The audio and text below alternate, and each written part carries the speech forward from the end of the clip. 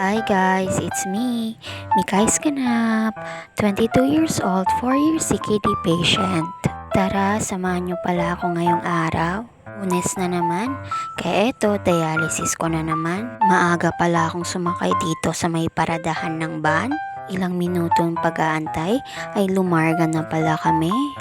Higit isang oras ay nakarating na pala kami sa may city proper. Buti na lang kahit Lunes ay hindi siya gaanong traffic. Ilang minuto pala ay nakarating na pala tayo. Pero dumaan muna ako sa may Jollibee. Bibili muna ako ng pagkain ko. Nang mabili ko na pala dapat yung bilhin ko, ay eto, nag-antay ulit tayo ng masasakyan. At nakasakay na pala tayo, diretso na pala tayo sa may ospital. Dala-dala ko din pala itong pinabili sa akin. Nang dumating pala ako sa ospital, ay umakyat ako para magpalista.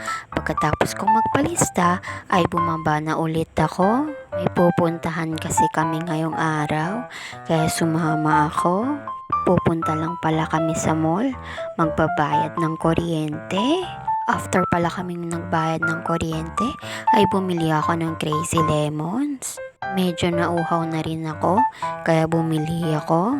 After pala nun ay bumalik na ulit kami sa ospital at tamang antay lang pala tayo dito. Ilang minuto lang palang inintay natin at pinakyat na rin tayo sa taas. Tayo na raw kasi ang isusunod na isasalang, kaya eto, umakyat na pala ako. Nung nakaakyat na pala ako, ay pumunta na pala ako sa upuan ko at sinuot ko na pala itong mahiwagang gown. After ko palang masuot, ay umupo na pala ako at antayan yung nurse na tutusok sa akin. At eto, ilang minutong pag-aantay ay nag-start na pala tayo dito. Nung nag-start na pala tayo dito, ay naisipan ko na palang kumain dito. Magla-lunch naman din. Kaya tara, kain tayo. Kain na rin kayo dyan. At eto pala yung ulam natin, pritong manok ng Jollibee. As usual, walang pagbabago. Kayo ba, ano bang ulam nyo ngayong araw? Sana masarap. After pala ng mga ilang subuan, ay sa wakas, natapos ko rin yung kanin ko. O diba, tapos na? Basta etong ulam ko, ay nauubusan talaga ako ng kanin. Kaya purong manok na lang yung kakainin ko ngayon.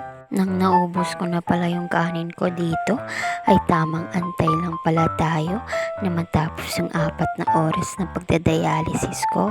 Sa mga oras na to, ay nagmerienda pala din tayo. Donut pala yung kinain ko dito.